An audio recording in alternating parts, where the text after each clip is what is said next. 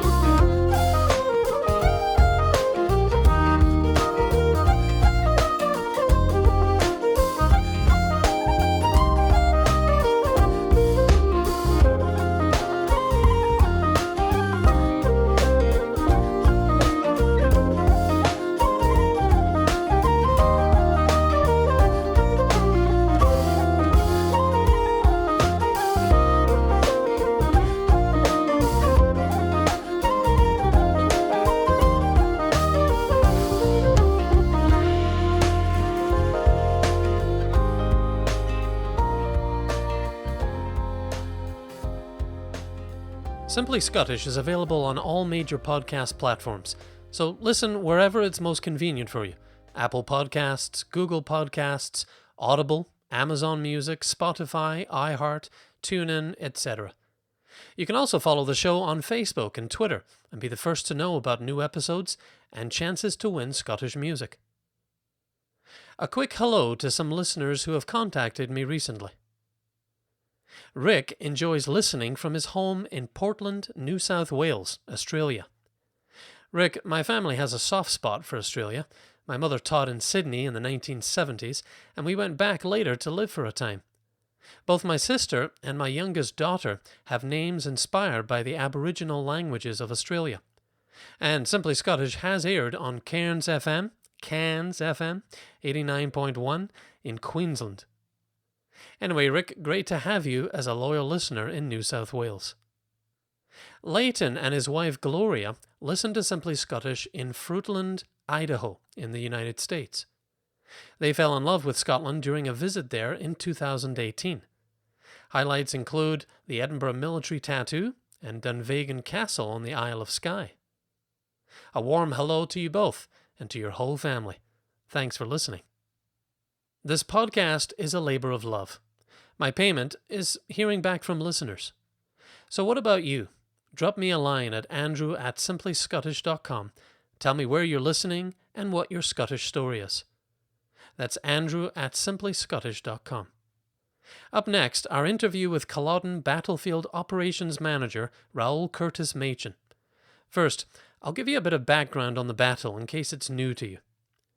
This year marks the 275th anniversary of the Battle of Culloden. The course of British, European, and world history was changed at Culloden on the 16th of April, 1746. A ferocious war had come to Scotland, dividing families and setting clan against clan. It was here that the Jacobite army took their last stand to reclaim the thrones of Britain from the Hanoverians for a Stuart king. At this time, civil war was a constant threat as Scotland, Ireland, and England struggled to find a way to live and prosper together. Under extreme pressure, the Scottish Parliament accepted an Act of Union in 1707, combining the parliaments of Scotland and England. Three major issues now divided Scotland: the Union, the restoration of the Stuarts, and the dominant form of Protestantism. Several risings followed the Union of 1707. The Jacobites fought to restore the exiled James VIII as king and were led by Prince Charles Edward Stuart, James's son, who landed in the Hebrides in 1745.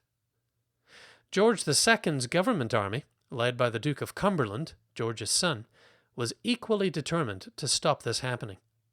In spring 1746, the Jacobite rising was in trouble. The decision to return north from Derby, rather than press on to London, had marked a turning point in their fortunes. Charles was heading to meet the Duke of Cumberland's troops in the Highlands, but the army was not at full force, and food and money were in short supply. In contrast, Cumberland marched his troops from Aberdeen in good order. Morale was high as they camped at Nairn on the 15th of April, Cumberland's 25th birthday. He gave his soldiers extra rations and drink in celebration. Rather than risk a pitched battle in their weakened state, the Jacobites agreed on a final desperate plan: a surprise night attack. This could have been a brilliant strategy. Sleeping government troops would have been no match for the Jacobites. In reality, as the hungry and exhausted Jacobite column stumbled along in the dark, their progress was too slow, and they had to turn back. I'll let Scottish singer-songwriter Calum Mckenzie Jones tell you the rest of the story of the battle in song. After that, our interview with the man who manages the battlefield today.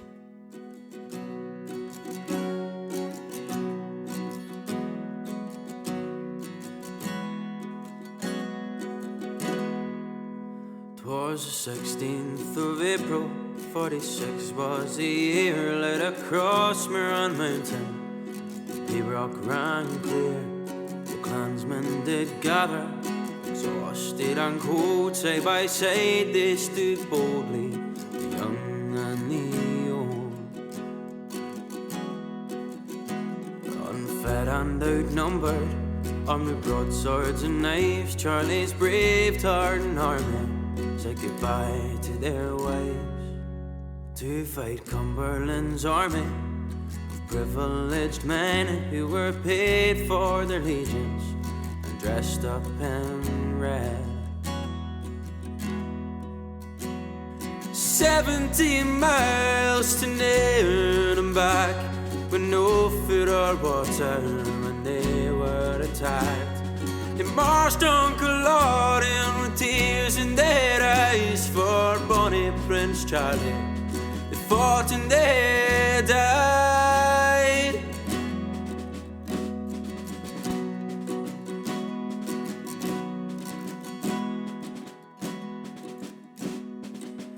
As they charged down the glen, ill prepared to attack, there was many a man Ken he wouldn't come back.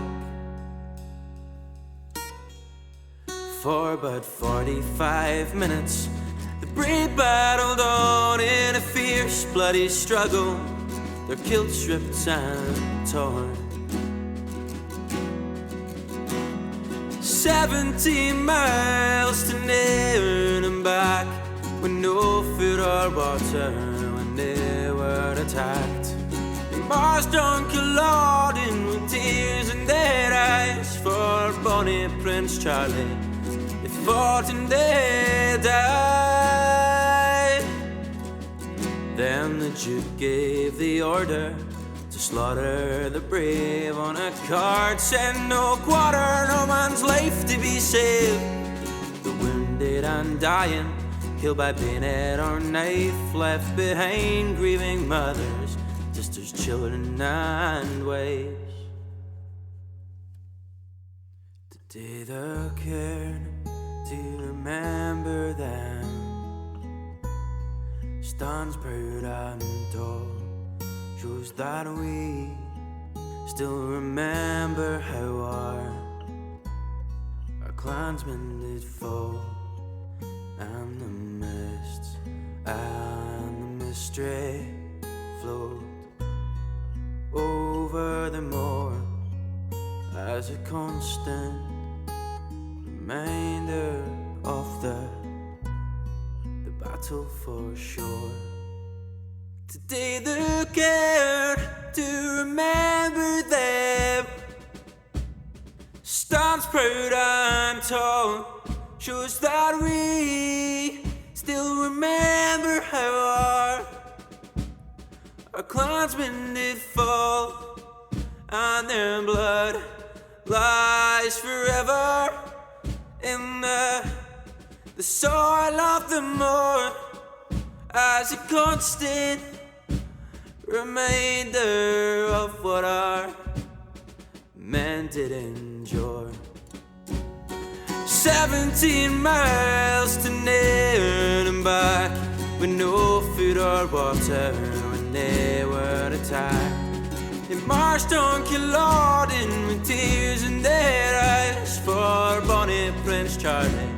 They fought and they died.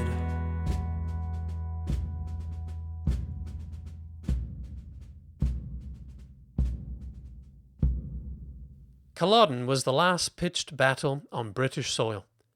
In less than an hour, around 1,300 men were slain, about 1,250 of them Jacobites. The aftermath of the battle is considered by many to match the brutality of the battle itself. Over the weeks that followed, many Jacobites that managed to escape the battlefield were hunted down and killed. Hundreds were also imprisoned or transported to the colonies for life. Homes were burned and livelihoods were dashed. Charles himself evaded capture for 5 long months, crisscrossing the Hebridean Islands until Flora MacDonald famously aided his escape back to France. He would never return to Scotland. The British government quickly followed up with a series of punitive laws against Highlanders and their way of life. Feudal lords and clan chiefs were stripped of judicial and military powers. The wearing of tartan by Highlanders was banned, except as a uniform for officers and soldiers. The bagpipes were curtailed. The Gaelic language was marginalized by officialdom. The ancient clan system suffered irreparable harm during these years, and it continued to deteriorate after the government cleared the way for outsiders to acquire much of the land in the Highlands. In what became known as the clearances, new landlords began replicating agricultural models employed in the lowlands, evicting thousands of families, burning cottages, and establishing large sheep and cattle farms. Facing starvation and disease, many Highlanders migrated to the Scottish lowlands or to Canada, America, or Australia in search of work and a new life. Today, I'm speaking with Raoul Curtis Machin, Operations Manager at the Culloden battlefield site in Scotland. Raoul oversees the care of the site and the running of the visitor centre. He's going to talk with us about the fight to protect Culloden, as well as the events that are commemorating the 275th anniversary of the battle. Raoul, thanks for joining me today. No problem, Andrew. Good to speak to you. I thought we could start with the battle itself for a moment. In this episode, I give listeners some background on the Battle of Culloden, the historical context, the major players, and some explanation of what the Jacobites were fighting for. Could you give us your own insight into the historical significance of the battle and why it was a turning point in Scottish history? Sure. Battle of Culloden was a major turning point. It was a pivotal moment in not just Scottish history, but UK history, history of Europe, history of the world. It was a snapshot in time of when there was such global power games going on. The attempt by the Jacobites, you could see it as an attempt by France to invade Britain through the back door, if you like, coming down through Scotland, which they weren't suspecting. It was an attempt to grab a basic empire before it reached its fledgling stages. The trade routes were just opening up with America and further west. So for France at the time, fighting tooth and nail against England, against Spain, you had all these different power struggles going on within Europe. Culloden represented just the last roll of the dice for the Jacobites and the French to try to get that power, make a grab, make a dash for the prize. And they lost. And the tragic way they lost flattened them pretty much forever. It was such a crushing victory.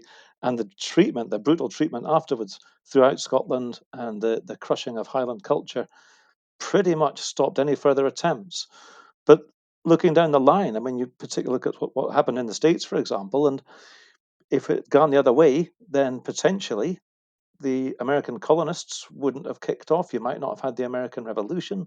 America could look entirely different to what you see today, as would UK, as would a lot of different European countries. It's fascinating. It endures, I think, because the what ifs still live in people's minds. Tell us a bit about your day-to-day role at the battle site and visitor centre. Sure, sure. As operations manager, I'm kind of responsible for the whole lot. It's a big, big landscape that wants to go back to being a woodland again. We've gone to great lengths to try to conserve it the way it would have looked in 1746, which is that heather, heathland, boggy, difficult terrain, but not covered in woods like nature wants to keep doing. And we get about 300,000 visitors. The battlefield itself is open 24/7. So I've got to make sure that the footpaths are clean and accessible, the car park's working, all the physical logistics, the toilets, all that stuff. We also have an international award winning shop, which won a great award. In fact, we beat the New York Met last year for our product and the quality of our displays and everything. So we're really proud of that. That made more than £1 million in 2019 pre COVID. Then we've got the cafe. I've got about 55 staff going throughout the summer. So I've got a core of about 15 to 20, and that mushrooms during the main season with all our seasonal work. We have scheduled ancient monuments on site with the grave markers and the cairn. So I've got a responsibility to make sure that they're maintained, and and we're under threat. We have these planning applications that at times surround the site, and they're all modern houses and pretty inappropriate style of development. So a lot of my job is now spent trying to fight those and trying to protect the site too, fundraising for it, marketing the site. So busy. What are some of the challenges of caring for a war grave and national memorial like Culloden? Yeah, yeah. It's a big challenge. We have to tread very carefully. I joke with the staff that if we sneeze at Culloden, it gets in the local papers because everyone's got an opinion on it. Everybody loves Culloden, but they also it's a very serious site because of the tragic nature of the events there, and the fact that you can still feel it when you visit the site. It still resonates. It means people have a massive stake in the place, so that whatever we do with our interpretation, we have to be very careful. We expressly try and keep a balance. There's a number of myths about the battle that it was Scotland versus England. That's wrong. There were Scots and English on both sides. That it was Catholic versus Protestant. That's wrong. That's another myth. There was a hodgepodge mix of religions fighting, and the Jacobites and the governments, with the British Army, that we represent as a red colour. We've got the Jacobites as a blue colour. We make every effort to tread an even line, treat both sides equally, and do not appear at any stage to favour either side. And it's a challenge. People I regularly come across people who've scratched out words they don't like, and they might not agree with it in their personal version of the Battle of Culloden, and they'll scratch a word out on our interpretation plaques on the battlefield. So it's tricky. It's tricky. People leave flowers. People, yeah, they express themselves. Can you describe a few of the artifacts visitors see in the exhibits? Some of my favourites are the Brodie sword, which was a broadsword that was made for Bonnie Prince Charlie, and it's just a stunning, stunning sword. It's got Medusa's heads and all sorts of symbolism in the actual hilt of the sword. I've been lucky enough to carry it when it was getting cleaned and photographed for research purposes. We took it out the display case, and yeah, it was one of those moments where the thing courses with power in your hands. It's an amazing artifact. That's a prime thing for folk to see.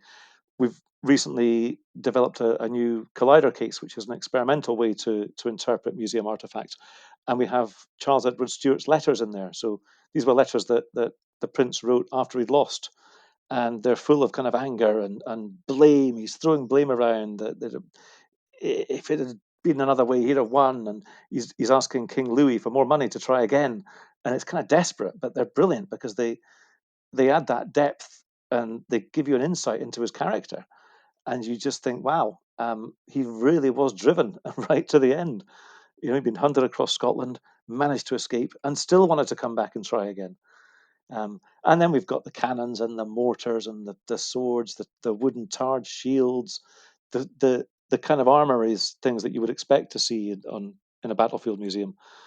So it's a big mix. I visited Culloden battlefield many years ago and personally felt that powerful, visceral sense of place as you stand in the middle of the moor. Mm, How would you describe the experience of walking and being present at the site? mm. It's powerful. It gets you in your heart and your mind and soul. I've worked on hundreds of heritage sites. I've worked for the National Trust. I've worked for Historic Scotland, and I've never known a site that's got such a powerful sense of place. I've seen people come off that field in tears when they reflect on just what happened on that day. I think it's a really powerful collision of a massive historic event and a tragic historic event with huge cultural significance for what happened afterwards, the eradication of Highland culture, the Scots diaspora, the Highlanders being spread to the four winds, and quite a lonely, windy, big open landscape that allows you to absorb, and it extends your mind across to the Murray Firth and across to the mountains. And that combination it's a powerful thing. That's how I define sense of place. It's when those things collide and they resonate in people's souls. Wow, it packs a punch. I understand that there have been a number of threats to the battlefield in recent years, including housing and holiday developments. Can you give us an update on that and how the National Trust and other groups are fighting to preserve Culloden? Sure, yeah, becoming a bigger part of the job, and it's really frustrating. We're actually at the moment calling on the Scottish government to strengthen the statutory protection in law for battlefields because, as things stand at the moment, there is no statutory protection. There is, the council's got a conservation area designation, but again, there's not a lot of teeth behind that. Historic Environment Scotland has got its battlefields inventory, but that's not statutory. There's no legally binding protection in there. And what these developers are doing is they're just around the edges of the battlefield. They're hitting us with these applications for big developments. I mean, the holiday village was 16 holiday cottages on stilts and a cafe restaurant, street lighting, new road, the whole lot, which would have a massive impact on the battlefield. And when we fight these things, we have to look at every time we look again through the history, through the documentation, we've got to make an assessment of what how much fighting actually occurred on that part of the field. Was it significant, or was it really just a part of the landscape that maybe wasn't part of the fighting, but nonetheless could have been part of these key views? In which case, we fight to protect. What frustrates us is that often we'll get support from stakeholders, from the council and Historic Scotland and others, and even then, once an application's been rejected, the developer appeals and he'll tweak a few things, and they appeal and it goes forward again, and we have to keep track of it and make the deadlines to object again and make sure that we've refreshed our arguments. And even the third time they can appeal, and it goes then to the Scottish Government. And that goes to a reporter who nobody's voted in. The reporters are just appointed by government officials. And it's ultimately up to the government to decide.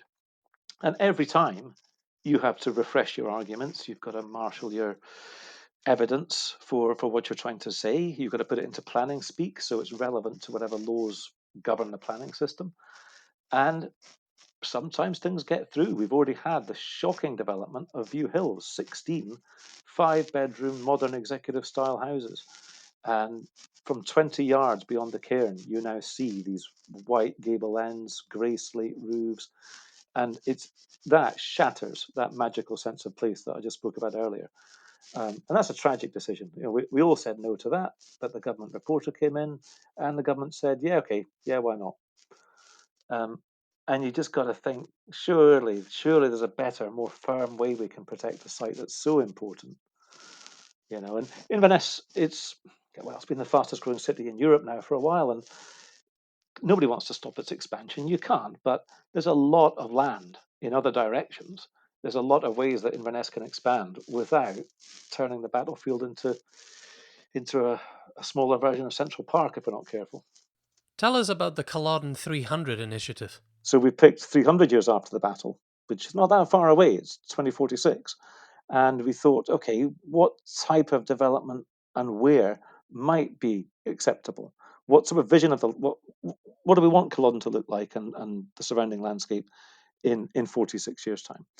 And it's been really interesting because we interviewed and surveyed more than 3,000 people in 2019, before COVID hit.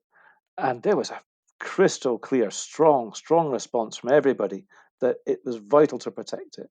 There was anger that it wasn't being protected, but also I detected this assumption that it was the political powers that had to protect it.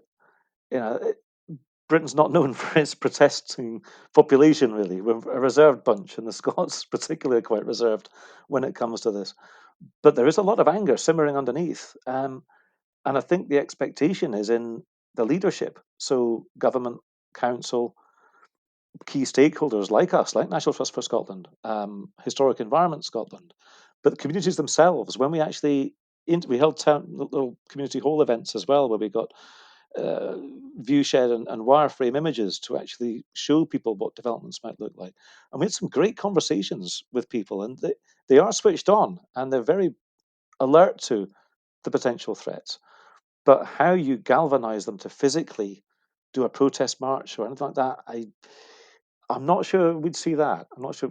We get a lot of online surveys. We get up to sort of 10, 20,000, sometimes 50,000 and beyond. So it's there. It's just hard to galvanize it. What is the cultural significance of Culloden today? Huge, absolutely huge. It's as much about the battle, but the aftermath, Highland culture. What I'd like to do is commission some original music to commemorate the battle and the aftermath too. Make it into more of a cultural venue, so we have more live music events. We perhaps have festivals of Highland culture, crafts. We have already a good partnership with Burgess Bagpipes, local but top-notch traditional bagpipe makers. They come and play on a regular basis on the battlefield. I think we have to look at stronger designations, look at World Heritage Site status perhaps because of its cultural and social significance. We look at strengthening the existing designations around Culloden. And we also look at the fact that we only own just under a third of this battlefield as the National Trust. So there's more we can do to maybe set up long-term partnerships, to maybe explore acquiring more land to protect it. You've got to look at what the most effective ways are going to be for the long term. Partnerships are great, but you've got to also think about, well, when people change their minds, what's then going to happen? So we've got a vast amount to do. We've got a very successful visitor centre that was built in 2008. I don't know, when I first went to Culloden as a tiny kid, that wasn't there. And it was a windy, difficult sell to a little kid about the Jacobite story. Now we tell the story in a really brilliant way, but the centre needs a refresh. We've got new technology coming on streams. We've got a recent 360-degree tour which came out, and that's proved extremely popular. So we can look at ways of interpreting things like the Bodhi sword, maybe in digital ways, where we can go more in depth about some of our artifacts. It's exciting. I think it's just as alive today as it's always been, and I think it's got a bright future. Um, I spoke to some Chinese tour groups just before the lockdown in 2020, and they got really excited about putting Culloden on their Highland itinerary. And when I asked them about the direct relevance to them, they said, no, this is a universal story. This is battle. This is suffering. This is cultural quashing and aftermath and military occupation. These stories, it's irrespective of your culture. These are appealing and they're strong. So I think we're going to quickly get back to our massive visitor numbers and huge following. We've also got Outlander, which is growing from strength to strength. The Inverness Outlanders are broadcasting live on the anniversary next Friday. And that's phenomenal. How can my listeners, wherever they are in the world, help to protect the battlefield and promote its significance? Well, that's a great question, and we've just launched a massive fundraising campaign to protect Culloden and conserve Culloden. In the States, the National Trust for Scotland USA Foundation are running it as the Conserve Culloden Fund, and you can access it at the NTS USA Foundation website. Our UK one and in Scotland is National Trust for Scotland Culloden Fighting Fund, and that's at nts.org.uk/donate, or just search Culloden Fighting Fund and you'll find it. And we're just asking for your help. I mean, it is a real battle, and we are up for it. We are winning. We've won a series of results against the planners this year alone. We're turning around, we're conserving the battlefield. We've got conservation grazing projects now live on the battlefield. We've got some ideas for how we're going to renew the centre. Your help would be a brilliant, brilliant assistance to us just to realise our ambitions for the site. And come and see it. Come and see your money being spent and see how we improve things and keep telling this vital story. And thanks for the opportunity. It's an honour. Raoul, I appreciate your time. I've really enjoyed our discussion, and I'm proud of the work you and the National Trust are doing to protect such a valuable part of Scotland's history. Thanks, Andrew. Take care. That's it for this episode of Simply Scottish. To learn more about Culloden and how you can help protect its future, visit simplyscottish.com for links to Culloden websites and resources. Listen to more episodes by subscribing on your favourite podcast platform or going to simplyscottish.com. And don't forget to reach out and let me know that you're listening at andrew@simplyscottish.com. We'll close with a new release from Iona Fyfe called Scotland Yet. It's her rendition of a song written and released by singer-songwriter and former Battlefield band member Davy Steele, who released it back in 1998, a year before the Scottish Parliament reconvened again for the first time since 1707. You can hear the optimism in the chorus of the song. The choice will be upon us soon to set our destiny. I'll drink a toast to Scotland yet, whatever yet may be. I'm Andrew McDermott. Let's connect again soon for another celebration of all things Scottish. Simply Scottish is hosted and produced by Andrew McDermott. Show content copyright Simply Scottish Media. All music is used with consent of copyright holders. Continue your Simply Scottish experience at simplyscottish.com. Thanks for listening.